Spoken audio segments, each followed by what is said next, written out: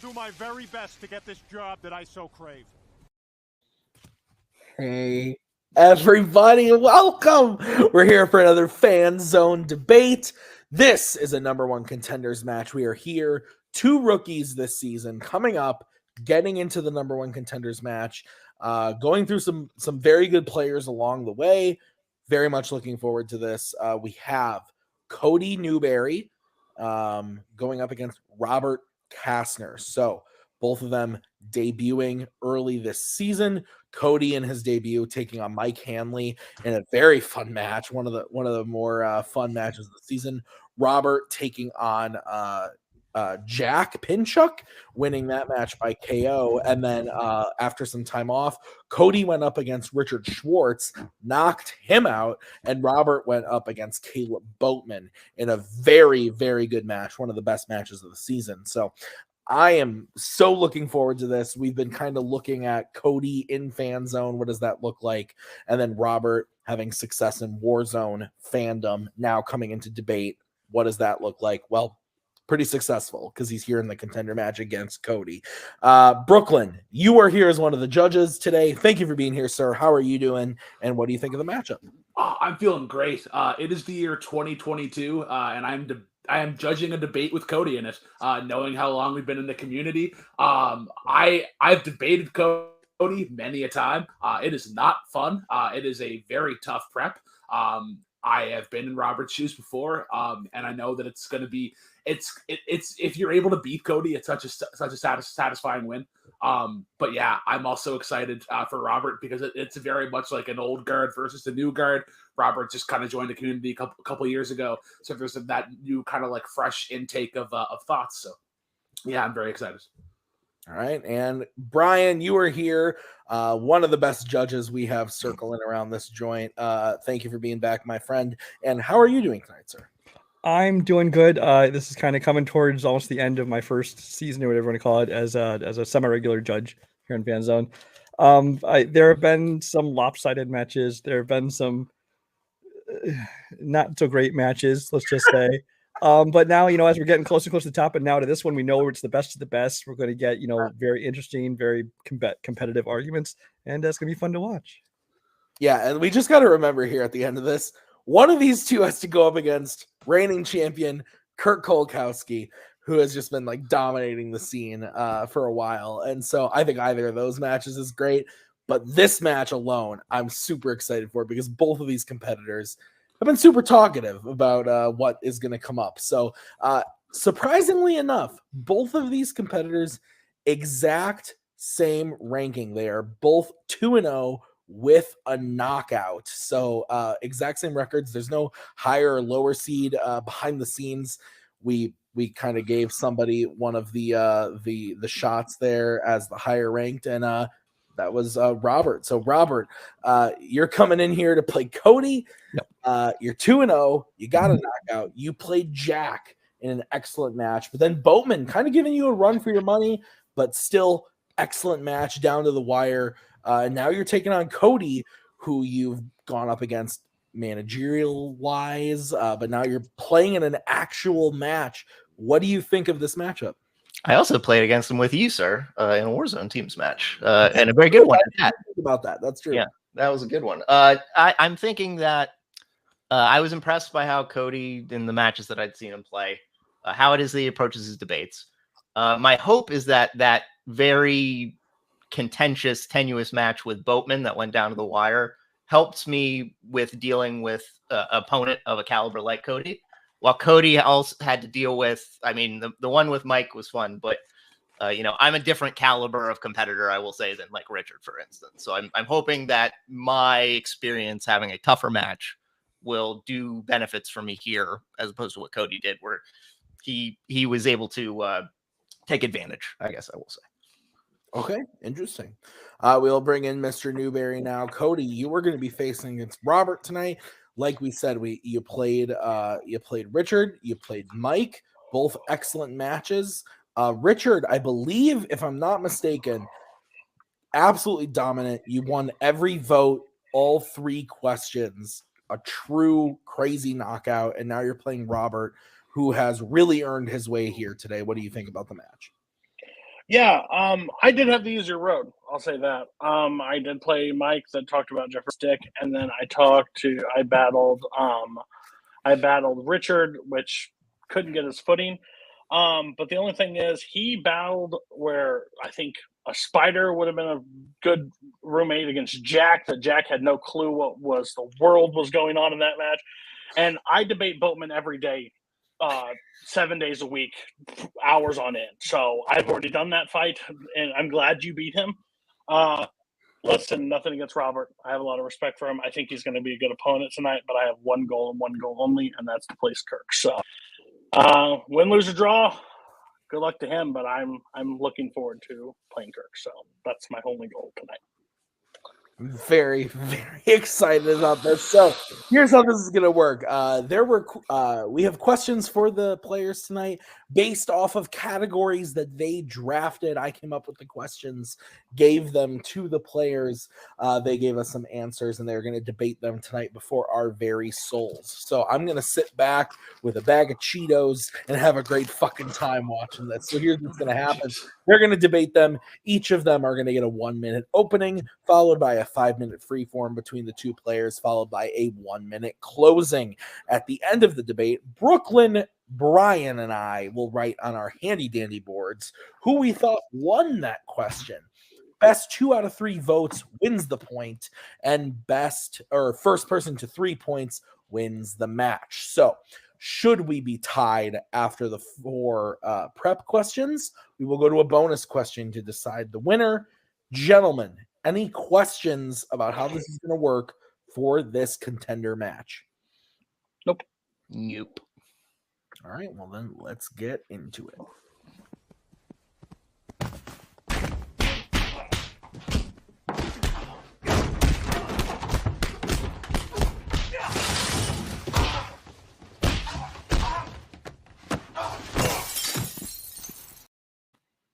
The 2012 film Ted is an absolute classic.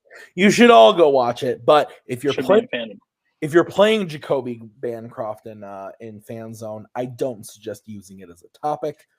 It is my downfall. Anyway, let's get into the match with the first question. This was drafted by Mr. Castner, I believe, which was the category of comedy. The question is, what is the best Will Ferrell performance in a comedy? So, Mr. Castner, you will be starting this one. You have 1 minute to open your argument when you start talking. When I was considering best Will Ferrell performance in a comedy, I was thinking about where is it that he sort of takes control, and where is it where the movie is sort of really dependent upon his skills as a comedian, as an improver, and where does that really come into effect the best? And I was thinking the best performance in this case was Step Brothers. Step Brothers is ultimately objectively a funnier movie than Cody's, and that's really due a lot to the comedic stylings and improv of Will Ferrell. Step Brothers isn't so much a movie as it is a series of vignettes and scenes. It doesn't really have a story. So it's really kind of the performances that hold it together that make it one of the funniest movies of the century, the decade, however it is you want to say that.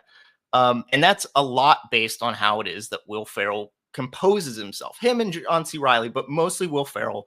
When you look at Cody's movie, there's a lot of different aspects of it that make it a better movie that don't necessarily rely on Will Ferrell to make it go the way it does, as opposed to Step Brothers, where, again, it's just a bunch of scenes kind of brought together by his comedy stylings. Time. Okay. We are going to bring in Mr. Newberry for his 1 minute opening when he starts talking. Yeah, so when you pick a movie, a performance, and a comedy where he's the lead, yeah, I chose Anchorman, The Legend of Ron Burgundy, the character Ron Burgundy, the stories about Ron Burgundy, and everybody that interacts with him. It's actually the rise and fall and the kind of rise back up of Ron Burgundy. It shows more emotions than just being a comedy. It shows his romantic side, him trying to fall in love with a woman. He shows that he has to lead a team and have people support him, an entire town get behind him, and he loses all them. He loses everything. His own dog gets kicked at one point. He is at the lowest of lows and still be able to rise above that. Your movie says that it's just Will Ferrell, I'm sorry, it's called Step Brothers. There's another brother involved in that entire dynamic that is as big or even slightly bigger than yours. And I think he steals so much thunder from Will Ferrell. Without him, I don't think Will Ferrell's near as funny in that movie. So I'll rest. All right, time. Okay. Two of my favorite movies going up against each other. 5-minute freeform when one of you starts talking. So Cody, you mentioned sort of the rise and fall, and that Will Ferrell's really dependent on John C. Reilly. I would say it's Will Ferrell's his big bombasticness that sort of allows John C. Reilly to play this undertone character that really plays in his acting style. But I don't think without that, I think Will Ferrell props him up based on how it is that he interacts with him. I think if it was John C. Reilly with somebody else, I don't think it's as funny, because I think you need that contrast. And I think that's really what sort of builds Step Brothers into the movie. It kind of is. And there's stuff that he does beyond just being the normal Will Ferrell stuff. There are some cool, like, talent-based things that happen in there that don't necessarily happen as well in Anchorman, like his opera singing, his rapping. I think there's more heightened physical comedy necessarily in Step Brothers. So I think there's a little bit that you're selling short with regards to the Step Brothers. Yeah, and there's more balls and dicks and shit jokes in that movie too. Like, if we're gonna boil it up to it, I'm gonna say, but this is not best who is the funniest or where they work. This is best performance overall. And I would say that Anchorman is giving the best overall performance in the movie. He's doing not just comedy, dramatic, romance, all the things encompassed into this performance as this character. He runs the entire news team. He has funny vignettes. I would almost say that Brennan is kind of just Will Ferrell just playing out an older of himself. Like, he's just shooting the shit with John C. Reilly the entire time. He sees who can yell louder at certain points, or who can make the funnier, like, sexual innuendo jokes. But there's no, like, real performance based in that, because they're so just who can improv better than the other. And I would say John C. Reilly outshines him in his own movie next to him the entire time. Well, I think there's a lot of bells and whistles that necessarily go into making Anchorman potentially the better movie, and there's a lot of production, set design. I think the writing does a lot to what makes Anchorman the level of the comedy that it is. Whereas I know there's improv in Anchorman, but I think the majority of what Step Brothers is improv. And I think, as someone who did improv myself in college, when you have, there's a lot of burden that comes onto your performance as a comedian and being able to give and take. And I think that happens a lot with what Step Brothers goes on in Step Brothers. I think there's more sophistication to Anchorman, as opposed to that lowbrow element that you were mentioning in Step Brothers, which might seem repetitive, but it's not, because of this dynamic that Will Ferrell creates with John C. Reilly. It makes it so funny and makes the movie better than it should be. Well, I just real quick, just because mine has the better production design and the writing between the character, Will Ferrell still has to go in and perform the scenes and do it. So I'm not going to get discredit because yours is more vaudeville or more improv based. That's also something we can't really prove this side of not being on set. So my viewpoint is, you can give him credit because he sings an operatic song in there, and that's a performance based. But mine, where he has to interact with every major character, and still characters that sometimes have funnier scenes than him, still outshine them in their own moments. And then when he goes to his lowest of lows and comes back from it, listen, this is best performance inside a comedy. I love Step Brothers. I think Step Brothers is hilarious. But at the end of the day, I think there are two characters in that movie that are so crucial to their own, when they're even solo or apart from each other. I would say that Will Ferrell is more of the straight man to John C. Reilly setting up the jokes and slapping them out of the park. Like, I just feel like overall Anchorman as a movie, you can say it's better, but I'm saying Will Ferrell is doing more within that film, what he has to do with Christina Applegate, with his characters all around him, that news team. And when he says, fuck you, San Diego, and everybody turns on him, he falls to the lowest. I say he actually shows actual depth within this movie. I want to go to what you had mentioned before. You mentioned that there are times when there are people who are kind of are working, have better comedic relations to him. That's where I think that sort of falls flat, because I think in Step Brothers, well, it's basically revolving around those two. Whereas in Anchorman, there's even scenes where Will Ferrell's not in it at all, and the movie still kind of ticks along. Yeah, there's a lot of scenes with, like, Christina Applegate and Fred Willard. And I think there's a lot of comedic timing things that happen. I think in a lot of cases, when people think about Anchorman, it was really kind of a rise of comedic genius for Steve Carell and Paul Rudd, not to mention everybody else. So I think Will Ferrell sort of acts as a catalyst for them. I know he's Ron Burgundy, and the movie's about him, but I think there are a lot of performances around him. I will say the Christina and Phil Rudd, that's one scene. Will Ferrell was throughout this entire movie. Like, let's not paint a picture that's not really there. Okay. Time. Okay. So we're gonna move to Cody for his closing. Cody, you have 1 minute when you start talking. Best performance in a comedy starring Will Ferrell, I would say, is Anchorman. Anchorman, basically, he has so many funny jokes throughout, so his comedic level is at an all-time high, but he also shows range from being sad to happy to rising back up, setting the news team with him. Yes, every character in a comedic thing has a time to shine, but he's the tool that moves them all along. Step Brothers, Brennan is great. I think Dale outshines him. I think Richard Jenkins, his parts are even fun. Adam Scott, like, they all play this crucial part where he's kind of just like one of the guys making the fart jokes, making the ball jokes. Doesn't mean that's not a bad performance, but I think it's one note throughout it, and it's basically who can get louder than the other throughout the movie and who can say the most outrageous things. Is that a greater performance? I don't think so. Is it funny at times? Sure, absolutely. I laugh, but overall, if we're talking about greatest performance inside of a comedy with Will Ferrell, it's Anchorman and his character Ron Burgundy. Done. Ron Burgundy. Let's go to Robert for his closing. Sir, you have 1 minute when you start talking. I think Cody's shortchanging the idea of what Will Ferrell does in Step Brothers. I think he does get sad. I think there is emotion that comes out in his vocal performances that does carry the movie along. As I mentioned, and as Cody mentioned, there's a lot of comedic performances within Anchorman that allow that movie to shine and sort of rose and prop Will Ferrell up in that movie. Not to mention, like I said, there's a lot of Adam McKay and Will Ferrell's writing in Anchorman that really prop that up, that set up the jokes, that move things along, the production, set designs, all of that. It's a better movie than Step Brothers as a movie as a whole. But I think Will Ferrell's performance in Step Brothers, because of the improvisational nature and the everything that goes into his comedic performance within it, that pushes that along as a better performance in a comedy. I think there's a lot of stuff that happens around Anchorman that allows it to be successful, whereas Step Brothers hinges on the back of Will Ferrell and John C. Reilly a bit, but Will Ferrell too. He's the leader of that production. He helped Adam McKay write that along, but it's really his improv nature, his comedic timing that sets that apart. Time. Okie dokie, artichoke, as they say in the Midwest. We don't say that. Grr. Move to Wisconsin, my friend. Trying every day. We can watch. We can watch these classics together. Second here. Yeah. Okay. All right. I'm good. Brooklyn and Brian, are you guys good? Yeah. All right. This was weird. I don't know.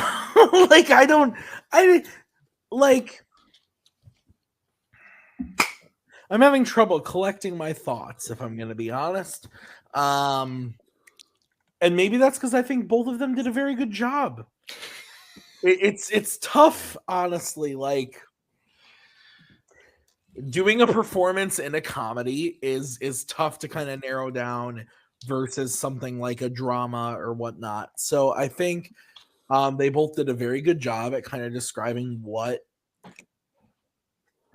Will Ferrell looks like in both these movies.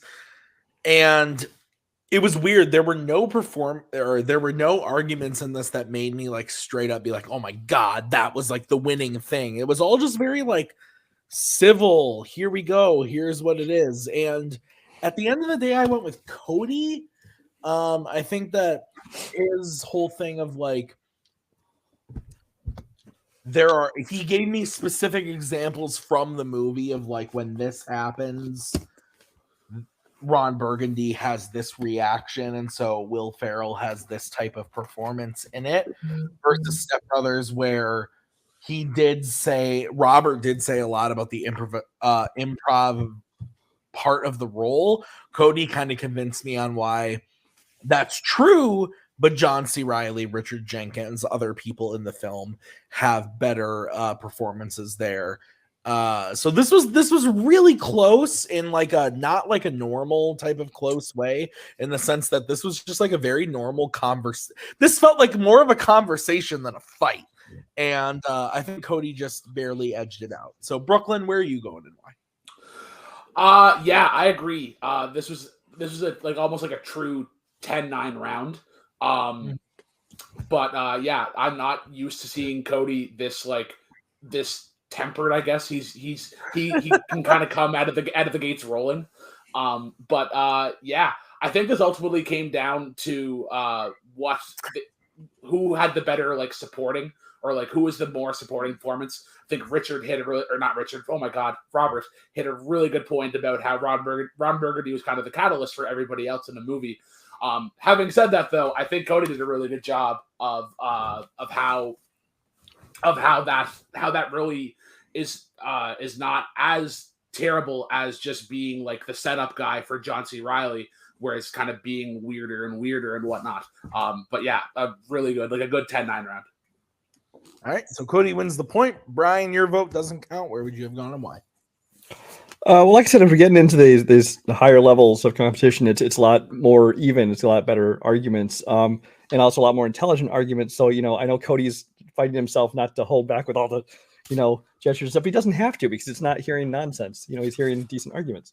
Like you, I was kind of waiting for that thing that would like tip it one way or the other, and I wasn't hearing it, not because they weren't making good arguments, but because they were making very even arguments. In the end, just looking for something to tip the scales for me, I kind of latched on to something Cody said pretty early on, when he said that in Anchorman, he kind of is creating like this character, whereas in Step Brothers, kind of just playing a heightened version of himself. So I did vote for Cody, as much as I don't buy for a second that he was trying to play drama and romance and things. Let's back off on that. That's fair. All right, so Cody wins point number 1. 50% bullshit. Okay. We're going to move on to question number 2. This is in the category of, it's one of my favorites. It's Pixar.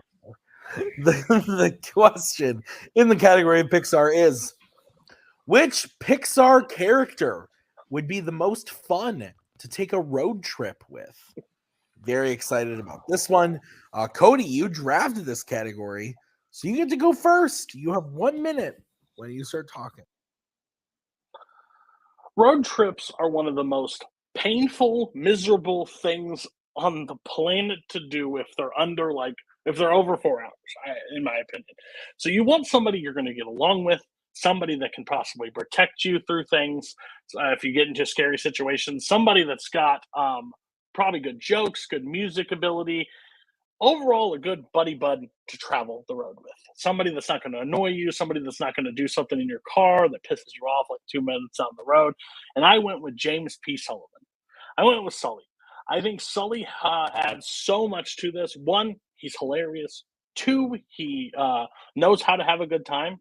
He also knows how to take a nap like nobody's business. So sleeping in the car when you're taking a certain kind of the road, you don't have to hear, countless conversations from somebody. I'll get into more of Robert's. I won't tear his apart yet, but his is annoying as fuck, and I can't wait to destroy it. Time. I'm holding my own show up. What's going on, YLS? What's up? Yeah, I don't know. It just keeps changing. What's your 10-9-8? What's your 10-9-8? There we go. Okay. So we are gonna take out Cody. And that is textbook pandering, by the way. We are gonna go to Robert. Robert, 1 minute to open your argument when you start talking. I'm worried about the kind of road trips that Cody goes on where he needs to have protection. When I think about a road trip, it is nice to have somebody who's successfully completed an exciting and adventurous road trip to make sure that we can get to where we need to get to. I also think a road trip is not just about getting to your destination, but about the experiences you have along the way and how you grow as part of that journey. And that is why for my road trip, I picked Barley Lightfoot from Onward. I think Barley's not annoying at all. I think he's very endearing. He's very optimistic. I think he's very supportive about trying to get you to evolve and get used to new things for the sake of growing. I think with Barley, it's not necessarily about taking the easiest path, but that which reveals your character. And I think in a situation where you want to get to where you want to get to, but it's not just about that with a road trip. It's about sharing something with someone. And I think Barley does that a lot better than Sully. And I will go into why Sully is a terrible, terrible companion. But for this point, wrapping up here in my opening, Barley's loving. He's in tune with feelings. He wants to make sure that you have a good time, and he's not about bringing you down. And if we're going on a long, arduous trip, that's what I need. So Barley's the best. Time. That's textbook Pandaran. Do we need a pause for Robert or Brian to go do what he's got to do? Yeah, just 1 second. I just got to bring something to my wife upstairs. I'll be right back. Yeah, of course. Okay, listen, you got Chris Pratt, but speaking in old English, I don't know if you just signed up for Match.com and you're going on a trip with one person for the first time that you've never met before, but I don't let anybody in my passenger seat that I haven't met for a little bit of an extended period of time. You're saying this guy's going to make me discover stuff and make me, that's the worst person I can have on a road trip. Oh, you're going to pick apart the snacks or the food or the music I want? He wants to take me on a journey and play this fucking board game while we have to stay in a hotel together? I will lose my mind. He also, the one time he gets out of the vehicle, of course, he's small, he gets into a freaking fight at the gas station with a bunch of people because he can't control his mouth. You're telling me this is the guy on the road trip? Listen, we've already seen Due Date and Planes, Trains, and Automobiles. You just picked John Candy, but the worst version of it. I don't know if we're ever going to make it to our destination because I'm going to rip his head off. Cody, the things that you said that you don't want in a road trip are things that a lot of people actually do kind of want in a road trip. They do want a bit of self-discovery. And you know what's worse than having someone who's annoying? Having someone who's a 7'8" monster and finding a practical vehicle that you guys can get around with. And by the way, if we do find a vehicle that's that large that we can have him with, the way gas prices are continuing to grow nowadays, we wouldn't be able to leave the town limits. So I don't know what kind of road trip that's going to be. By the way, Sully's going to make my car or our vehicle, whatever we're using, smell like garbage or a dumpster or maybe a wet dog, especially if he gets wet when we're in the car and, we get back in the car. If there's inclement weather, he happens to get wet, that might happen. Can you imagine what that's going to smell like? What damage he might do to my vehicle as we're trying to get through? That's insane. I mean, there's a practicality to it. I know we're talking about Pixel, but there's a practicality to a road trip that he doesn't really fit along with. Well, listen, I'm not a size. I don't judge people on their size. I judge on friendship and who their heart is. And let me tell you, I'm going to have a vehicle. And just for sakes of art, I'm a multi-billionaire. Who gives a fuck? At the end of the day, I'm going on a road trip. I had to pick somebody. I'm picking Sully. One, because if we get out of the gas station, no one's going to ask me for anything. Because you know what? I'll probably get some stuff for free because everybody's terrified of that man. And you're going to come at me and talk about the hygiene of Sully? Have you seen his vehicle? It smells like dirty Doritos and feet as soon as you look at Guinevere. But, and you're going to but tell at least me, he has a vehicle. Oh, at least and he guess has what? a vehicle. Sully doesn't have a vehicle to get it. I'm driving. I don't care. But listen, the other thing is, on our self-discovery and our things that are mean the most to us, because I'm guessing you're using Guinevere as the ride, he wrecks the thing if it tells his mind that he thinks, oh, this would be a better plan for us. He destroys the vehicle. We're walking on foot, all pissed off. You're never getting to your destination. And Sully, as at least is a funny, enjoyable guy, and I don't care that he's 7'8", because guess what? If Wilt Chamberlain wanted to ride with me, I'd let him ride with me too. I don't care how tall you are. I mean, Barley is a funny guy, and he doesn't necessarily put his onus on you. And we don't necessarily have to take Guinevere. We can take my car, which we would have to do if it's Sully. And my car is in bad shape, so it's going to be terrible for us to get anywhere. Maybe you shouldn't be taking a road trip. He doesn't have a license, so the burden of all the driving is going to be on me. At least I know that Barley will be able to take over some of the responsibility. And which version of Sully are we getting? Are we getting the 18-year-old version from Monsters U, where he's kind of a dick and he's lazy and he doesn't really do anything? No. Oh, we're getting the 28-year-old one who runs Monsters Inc. How is he going to go on a road trip? He's married to his work, Cody. And even if he comes on the trip, he's probably going to be working all the time. There's not going to be much enjoyment to be had. So, hey, listen, I'm really glad that you went through this like a logistics standpoint, and that's going to really good. We're hoping the judges are listening. In jobs, you get PTO. PTO is paid time off. Guess what? He's taking a week off to go trip with me. Guess what? I have a plan for everything you're coming up with. I'm telling you why Sully's a better thing. Your guy speaks in Old English. We haven't even. He doesn't do that all the time, Cody. We haven't even discussed that yet. We talk in Old English. I'm telling you right now, when I'm asking, hey, would you like to go to Culver's or would you like to go to McDonald's? And be like, well, in the raging days, we would ride our steams to the thing. I would literally boot him out of the vehicle and kill him on sight. And I'm telling you, Sully sleeps. And you're telling me somebody else is going to ride? Barley drives the entire time in his vehicle. Doesn't want anybody. And the one time he guides somebody else to drive, they almost wrecked the car. That's because they weren't used to I'm used to driving, so at least that's not going to be a problem. Sully also isn't a planner, so not only do I have to do all the driving, but I'm also going to have to plan the entirety of the trip, so all the pressure is going to be on me to figure out how everything's going to happen. Not to mention, Sully can't be with humans, right? I mean, if he's found out with a human, then there's going to be an issue. We're driving in Monsters, Inc. I don't know. But then I'm the one who has to be hidden, and I'm not going to be able to. He dealt with Boo. I'm living in the world, and Tim gave me the question.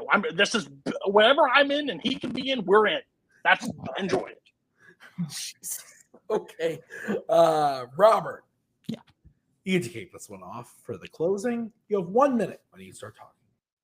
Everything that Cody was saying that he said is annoying about Barley is endearing, really. He's very loving. He's very funny. He doesn't talk in Old English all the time. I know he's going to be helpful on the trip because he can actually drive. He has a vehicle if we decide to use that. If we don't, then at least we can take turns. There's something good about Barley. He's a student of the past. He's not a proponent of technology. So it's actually going to be refreshing. We're not relying on technology. We're unplugged. We're enjoying the naturality of this road trip. Sully, there's so many practical issues with him, not to mention that his MOs would be scary. What happens if we get in a situation where we do get in a brawl? Yeah, he might be able to take care of it, but there might be extenuating circumstances and consequences after that. There might be police involved. There might be, who knows what's going to happen. So, Sully could scare me while I'm driving. I could get forced into an accident. I don't know what's going to happen with him. There's a lot of uncertainty with Sully. Even in the world of Pixar, whatever world we're in, where Barley, at least I know I'm going to discover something about myself that makes me feel good. He's optimistic. He's positive. He keeps me that way on the road trip. All right. We're going to move over to Cody, who has 1 minute to close his argument when he starts talking. Fucking police show up. Sully kills him. Barley shows up, and guess what? He gets you guys are all dead, all in jail. He can't do anything. He's completely. He gets into one fight with a bunch of people in the gas station when he's just trying to buy cheesy poops. Listen, that's a problem. You're in, and he's talking in Old English. Guess what? If you're driving through like my state, they're gonna be all pissed off if you start speaking in Old English. I'm just letting you know right now.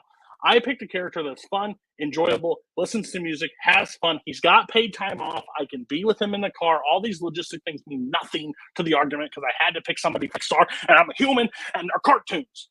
Like, at the end of the day, that doesn't mean jack shit. You're with somebody from medieval times. Like, and you don't even have a vehicle. You're saying if you can use his vehicle and your vehicle's in bad shape, they wrecked Guinevere at the end of the movie. So what are we talking about? Overall, Sully's a better character. Sully's going to be fun, enjoyable, helps me if I get scared, can lift up the tire so I can jack if the car gets broke down. Everything Sully's a better thing than time. Oh, my God. Oh, my God. There's I just want Cody. to... I really had a fun time with this one. Let me say. Oh, shit, man. Wow.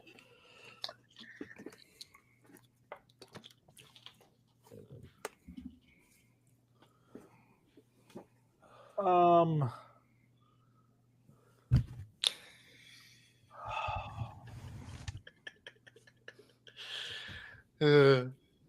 guess I have to pick someone, huh? Are you guys ready? Yeah. How drunk are you tonight, Tim? Honestly, not that bad. I took a break. I was going to say not enough. I'm just saying, there's Not enough. Or like in between the questions, he's like, "You seen right here?"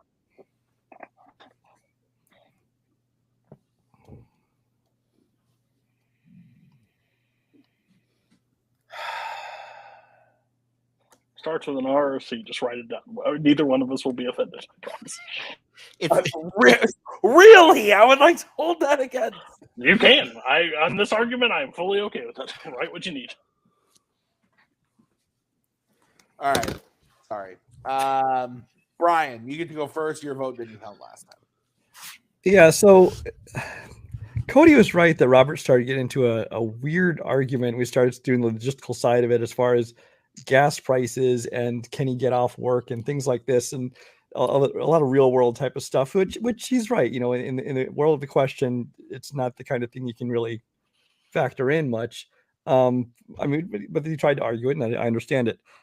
However, I honestly think that Robert, who I voted for, made a great point when he's like, all the things that Cody says that you wouldn't like about him are the things that would make him a great companion on a road trip.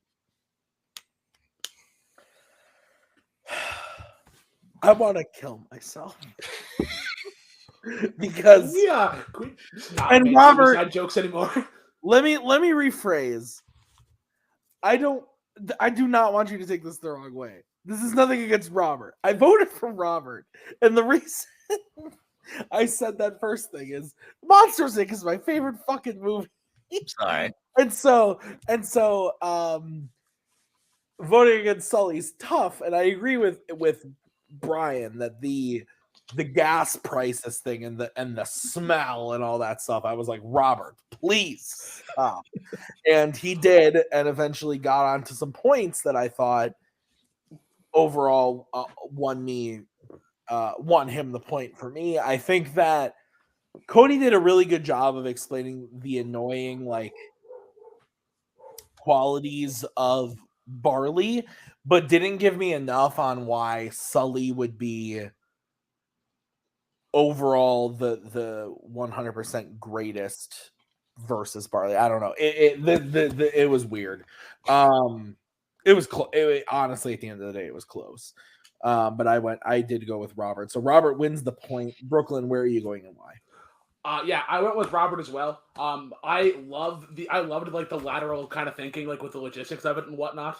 I think Cody did a good job with the points that he tried to bring up, like using facts from the movie to kind of prove why Barley isn't a great companion. But Robert did probably my favorite new technique, is use the logistics of your opponent's movie to prove why your character doesn't work. So I think that was really impressive. Okay, so we're all tied up 1-1 as we get into the next question. This was going to be drafted by Mr. Castner. It is in the category of horror icons. The question is, what is the worst 1980s horror icons film? Woof. Sorry, guys. So, this is going to be kicked off by Mr. Castner. Robert, you have 1 minute when you start talking. I think when you think of an 80s horror icon movie, you think of something that's schlocky, that's bad, but you hope that there's something that allows you to get some sort of gravity towards it. And my movie has none of that, and that's why it's the worst. I picked Halloween 5, The Revenge of Michael Myers. After Halloween 4, which people could arguably say is the second best Halloween movie, there's a big lull in 5. It's basically kind of a commercial money grab to continue this franchise that had moved away from Michael Myers and had to come back. And it really lacked heart or real purpose. You can feel within the movie that it seems like the people who were making it actively hated it. There's a point where they try to drive home this mysticism argument. There's a psychic connection between a little girl, his niece, and him. There's a cult of Thorn that you learn about the origins of in the next movie, but you get the sense of that. So you feel like Michael's actually being controlled as a puppet, which is stupid because it takes away the mystery and the idea of him being this unstoppable killing machine, because he was born and is controlled basically by another governing body. It's really stupid. And there's nothing that's endearing of quality within Revenge of Michael Myers. Time. Okay. We're going to move over to Mr. Newberry. 1 minute when you start talking. So 80s horror movies, you want death, you want occasional tit, and a 90-minute runtime. The problem with my movie is the kills you don't see. The killer is not even the killer. They give up so much on this movie that the the killer at the very end, they have to explain who that was because no one else remembers what's going on. Every kill is done off screen or to the side or nothing like in your face.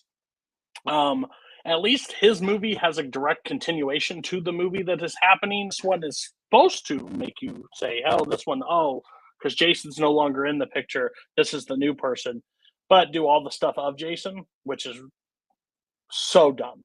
And I'll get into more. Mine is a new beginning, but the same beginning.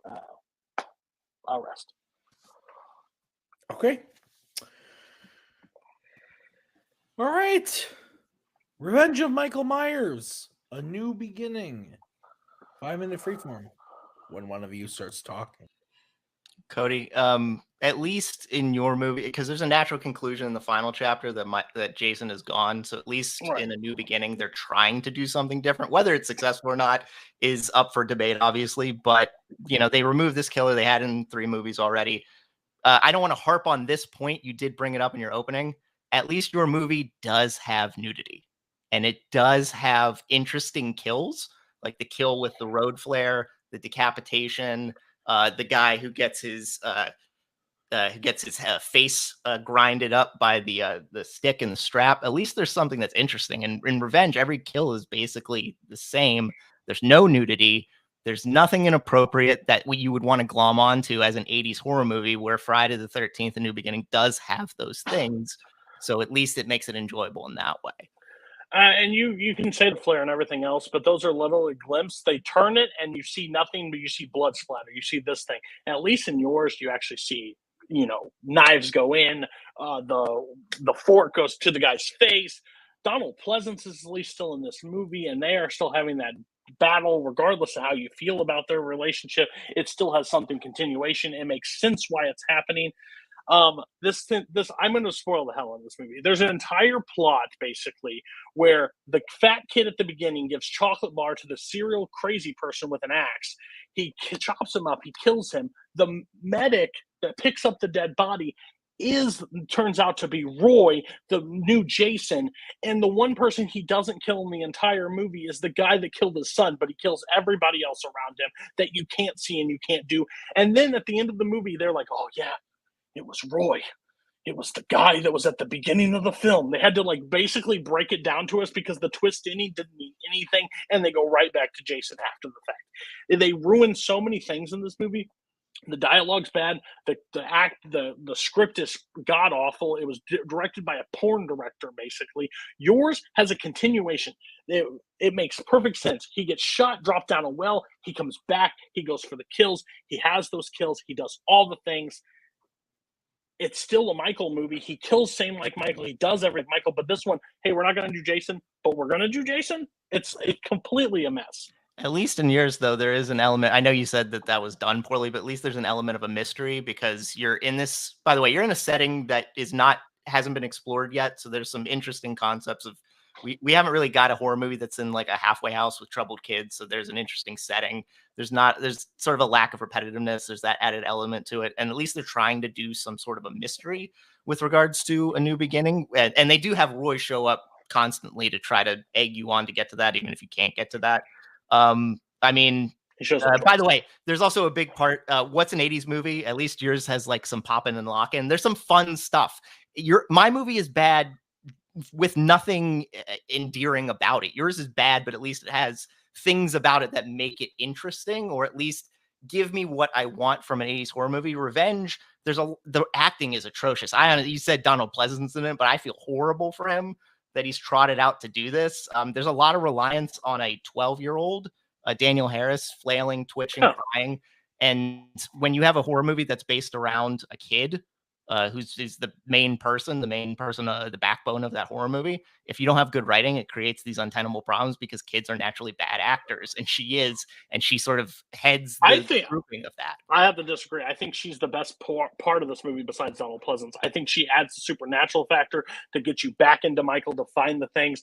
Michael is doing all these kills that are at least interesting. His showdown with Donald Pleasance at the end is the most interesting at anything that happens in the entire Friday the 13th movie. Friday the 13th movie, you're saying it's a halfway house because they've never done it before. It's sleepaway camp because they have no rules and they're allowed to go fuck wherever they want to fuck. So you're saying just because it's a house instead of a camp, it's the same thing. It's the exact same formula. The guy wears a hockey mask. He does the exact same thing as Jason and nothing changes besides the kills completely strike down.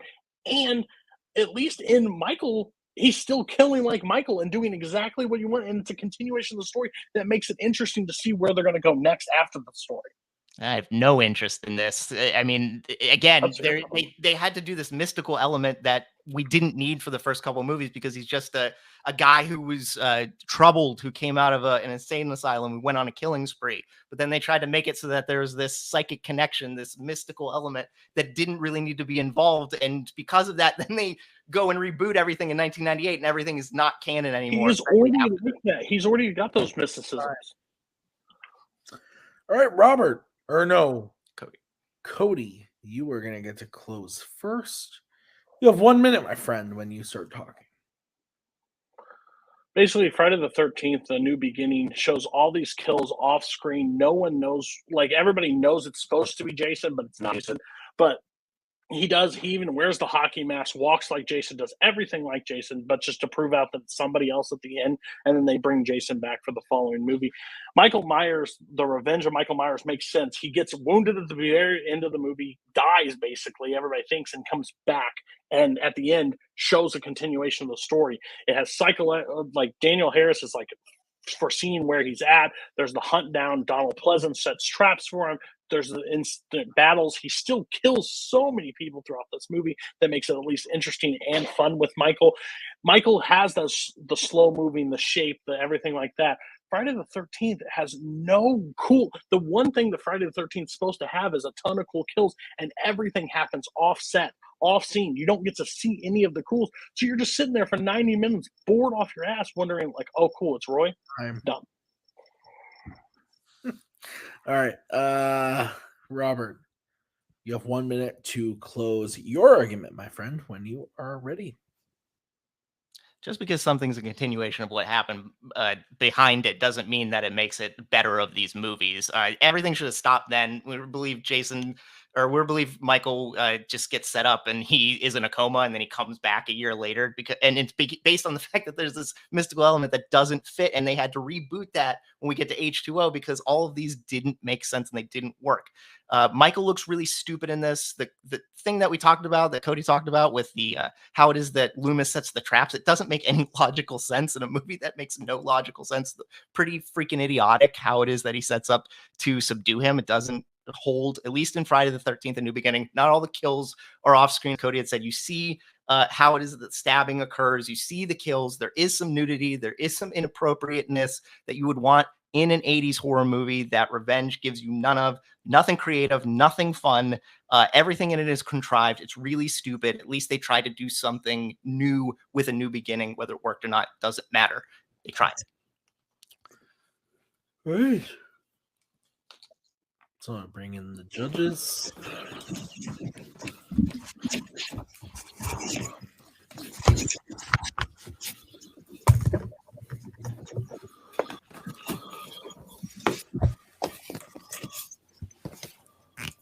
All right, Brooklyn. I believe you get to kick us out. Yeah, I'm going to go with Cody. Cody did a really good job of breaking down Robert's attacks, in particular, like the kind of the kills and how he was really able to sell how they were done kind of off screen, and kind of the effects and whatnot. But yeah, Ryan. I'll say right front. I also went with Cody. I think he just did a better picture for me of painting a picture of especially for me who have seen both these movies, but I don't remember them very well. He kind of told me all the reasons, what's wrong with this movie, why it doesn't fit. I think especially, I mean, it's been debated, but that's kind of the whole point, is that whether or not they occurred off screen, at least a good chunk of them, it sounds like occurred off screen with just blood splatter, things like that, which is not what you want from an 80s horror icon film.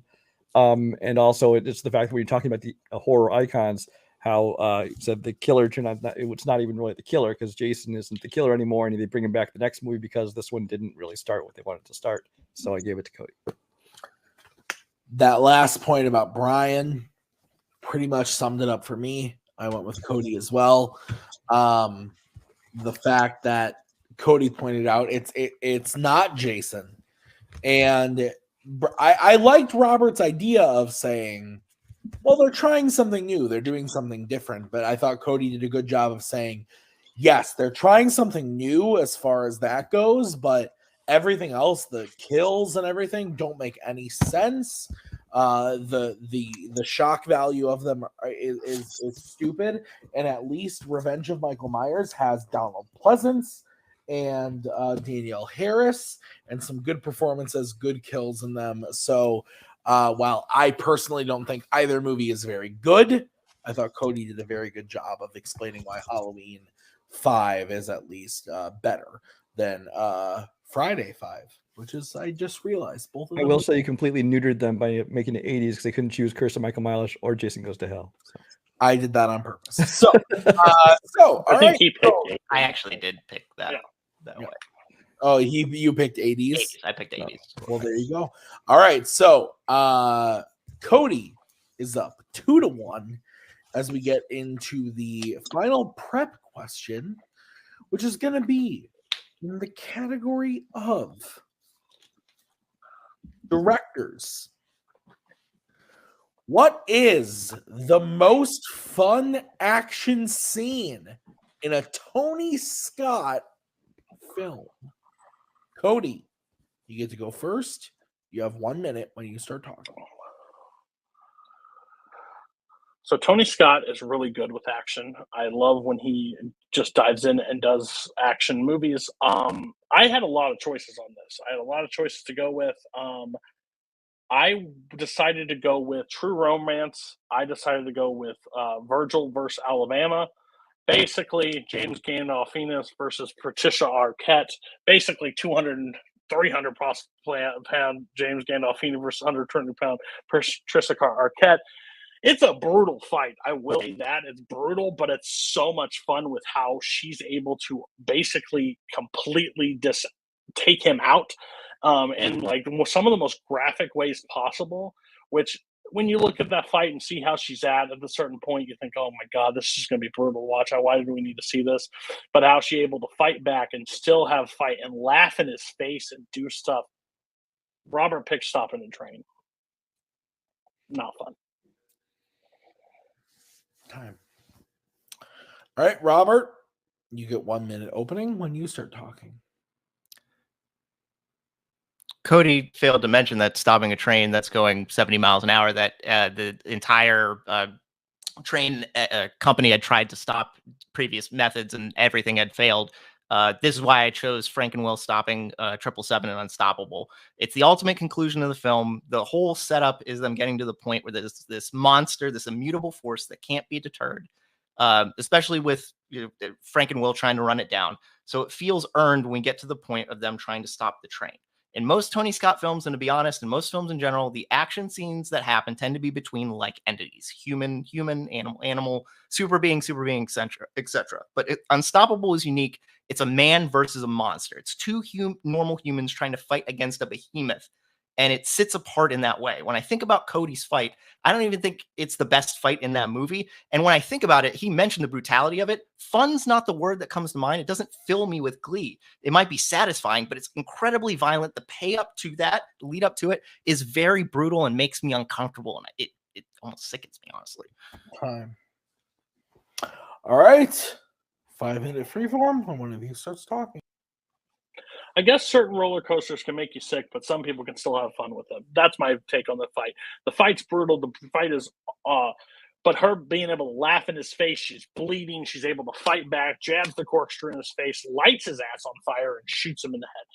Brutal, fun, had a blast, watched it. Yours, please explain to me, because one, I'm not going to allow you to pick a 20-minute scene. It's not going to happen on this day.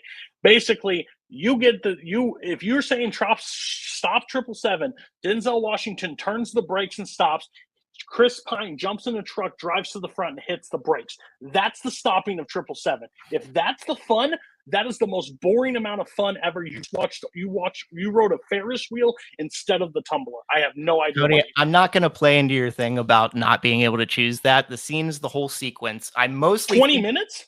I'm mostly thinking of the part where Denzel is jumping across the trains, because we've never really seen train scenes done like that before. We've seen CGI like in Mission Impossible. We've seen more slow moving trains like Indiana Jones and The Last Crusade, but we've never seen it where we actually looks like he's running across a speeding train. It's the first time we actually see Denzel in this sort of action-y type thing in this way against a monster of this caliber.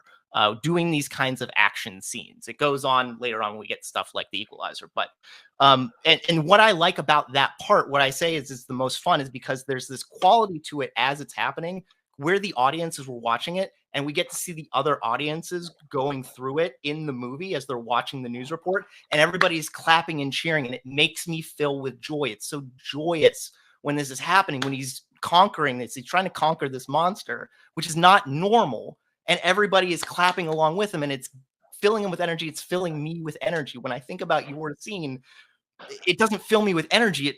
There's a lot of stupidity in it. Honestly, Virgil's really dumb in that scene. You're talking about how she was able to get the upper hand. It's just because he's dumb.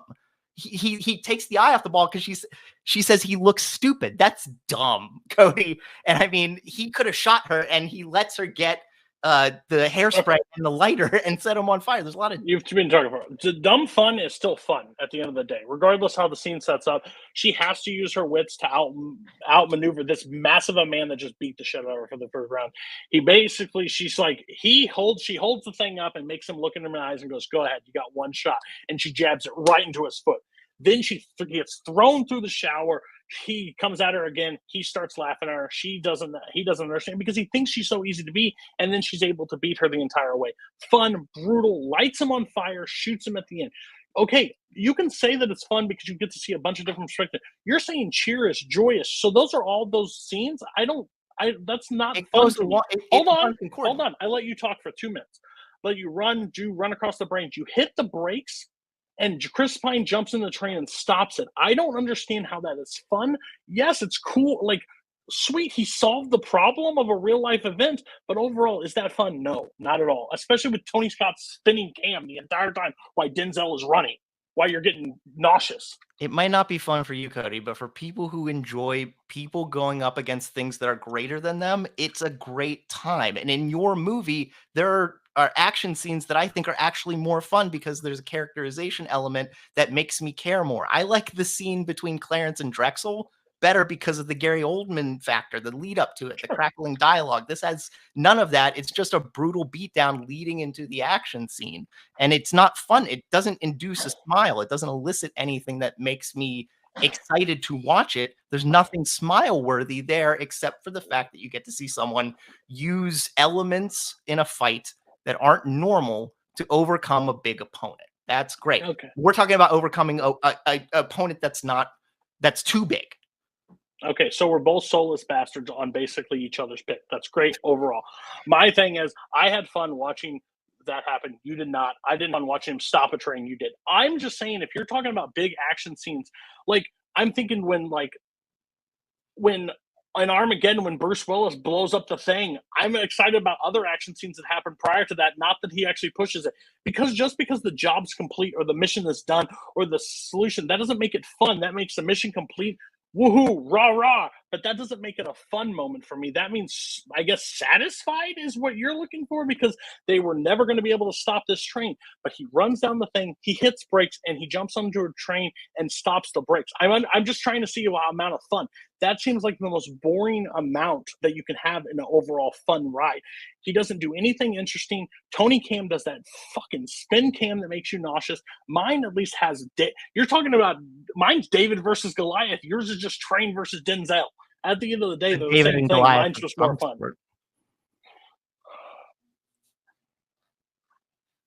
You're muted. You're muted, yeah. You're muted. Like, don't hear a word you're saying. My bad. Cody, you get to close first. Nope. No, isn't this your question? Yeah, but Yes. Sorry, my bad. Robert, you get to close first. 1 minute when you start talking. Cody's using his eloquence, is this how it is that he's going about making the argument to make it seem like my scene is not fun. It's the ultimate conclusion of film. A lot of people actually get to shine in the movie. And as it's going through, it's heart pounding, it's charming, there's humor in it, there's things that make me smile because it fills me with joy and glee. When I think about the fight between Alabama and Virgil, it's brutal. That is the one that's more satisfying because she gets over on him, but the payoff doesn't have those elements that fill me with glee, like in Unstoppable. The fight between Clarence and Drexel is more fun. The ending shootout where you have all these differing factions coming together, and you don't know what the motivations are, and everybody's there for a reason that doesn't really make that is lied between them. That's more fun. This is just somebody, a woman getting over on a guy. It's big versus small person, but it's person versus person. In Unstoppable, we have a monster versus people. We have elements of going across a train that we hadn't seen to this point, and they get the job done, and it makes you feel so great, and it's fun because of that. Cody's trying to shortchange it, but it's fun. Time. Okay. Cody, you get to go next. 1 minute when you start talking. Robert's painting a thing that you waited in line, you got to run one ride. He picked multiple scenes from my movies. There's multiple action scenes. Yes, some are a little bit someone could say better. Mine I consider best or fun. His is this the only action scene? This is all he got, and it's not even an action scene. If anything, he basically runs and stops the train by pressing the brake. It's like pulling your handbrake in the car. Like, it's not that fun of an event. You get to see people cheer at the end, so I guess that makes it fun in his eyes.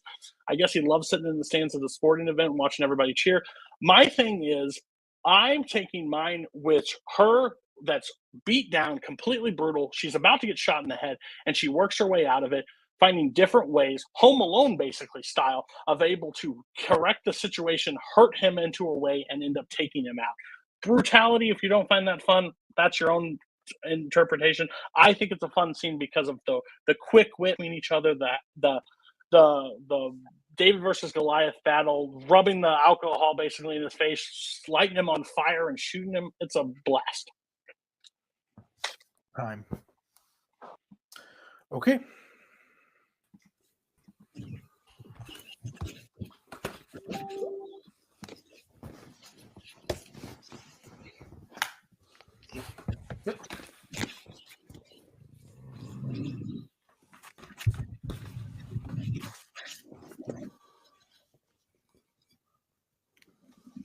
All right, judges ready? Yep. Okay. I actually think this is probably the best of the four so far. I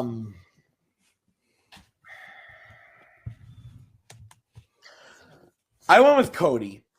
I thought that Cody did, and so to be frank, I've seen one of these movies, but not in a very, very long time, to the point where I don't remember much about it at all. And so this was basically new for me. And based off just the descriptions alone, Cody just did a better job explaining to me why his scene was more fun in the style of the movie and just overall compared to Robert's movie, which might be a good scene, but overall just Cody's is more interesting, exciting, fun. So I went with Cody. Brooklyn, your vote. What is it and why?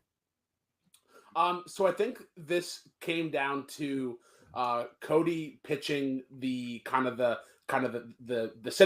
and the kind of the brutality of why his scene was fun versus Roberts, where it's kind of like the ludicrousness of the train scene and that kind of that overall sense of relief afterwards, and when that's where he's kind of seeing that's where the fun is. I think for me, Cody gets the point. It came down to how he was able to break down how he was able to break down his scene, and then how he was able to how he was able to use that kind of cinematography. It might have been repetitive, yes, but I think that was effective enough to it was enough of a deterrent where I just didn't hear enough of a defense from that kind of aspect. Okay. Brian, your vote doesn't count, but where would you have gone and why? Yeah, God help me because I'm supporting the match that will have to follow this, which will be horrible. But I also voted Cody. I think that Robert was telling me why his scene was thrilling, why it was exciting, why it was satisfying, why it made people feel great. But I think in terms of fun, I mean, like he mentioned, like towards the end of his argument, he said there are elements of humor, but I didn't hear what those elements of humor were. Cody did a good job of telling me like certain instances that happened that did bring the dark humor to it, lines that were said, things that she did to him, and what made it humor, even if it is a dark, brutal humor. Like when Robert kind of criticized that, and Cody comes back and says, "Dumb fun is still fun," and that's true. All right, well, that means your winner, Cody Newberry. Great match overall. We're going to start by talking to Robert.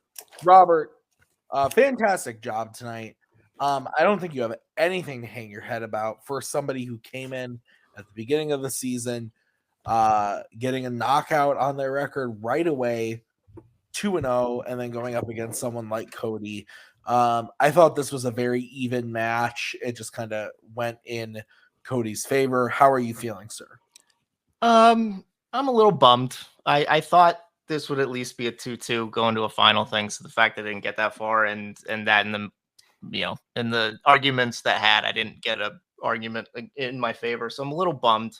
Cody played well. He put me on my heels a little bit in some occasions.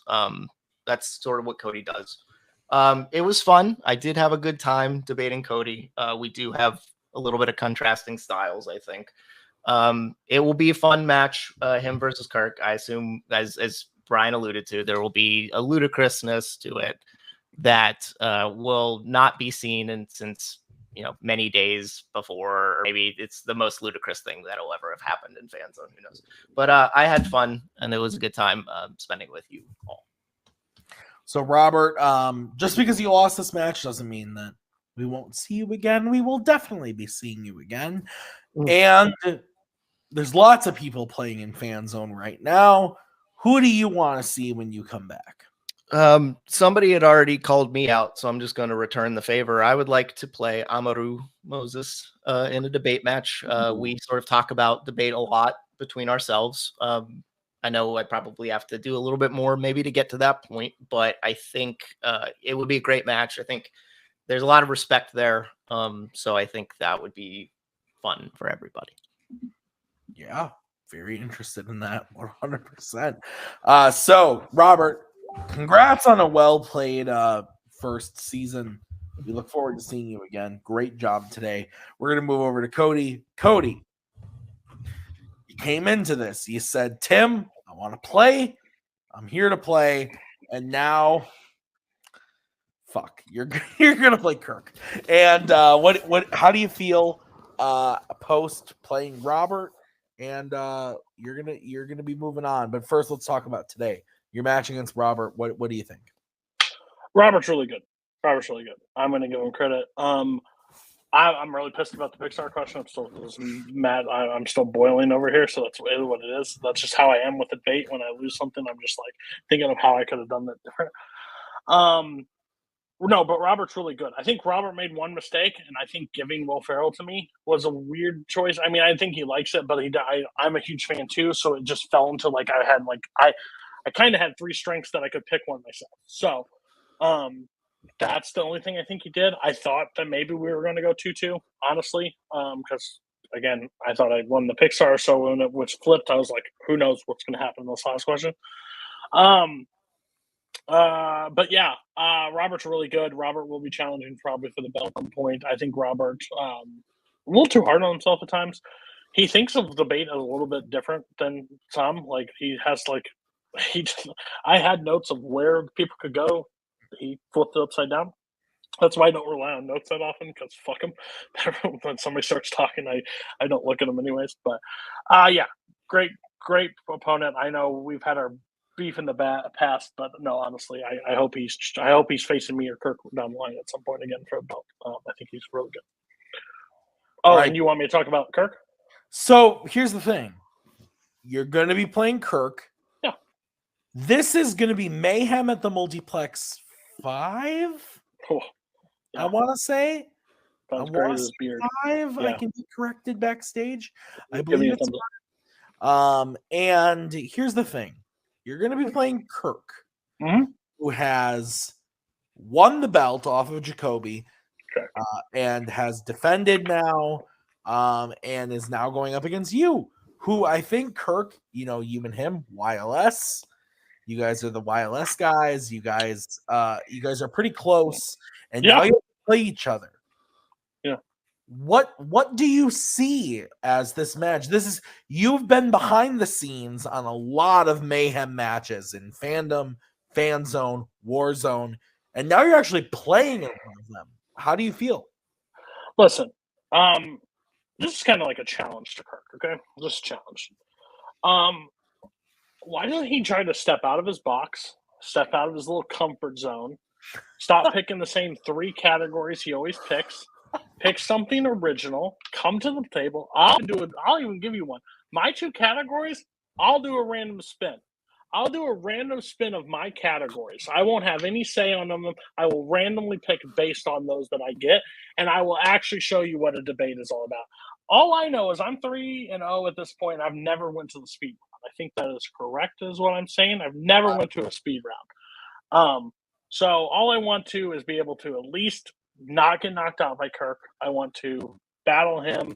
He'll pick Kurosawa, and he'll pick John Cassavetes. I haven't seen shit of their movies. I'll Google it. I'll message Paul Oyama. He'll give me an option. And then at the end of the day, he'll be up 2-0, and I got to win 3 categories to win. It is what it is.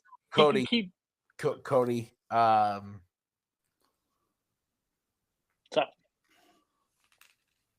Kirk is here. Kirk, my dad on their smartphone. What are you doing? Here, Kirk, welcome. You joined in. You said, "I want to know who's winning this match." You're playing Cody. Kirk, you're going to be playing Cody at Mayhem. What do you think? This, no offense to Robert or anybody else who played Cody, but I think was it after the Jacoby match and the Cesaro match when Cody announced he was coming back. I don't remember. In my mind, Mario, I believe. Yeah, but when he made that announcement, in my head it was Smash Cut 2 title match, me versus Cody. So kind of feel like this was inevitable.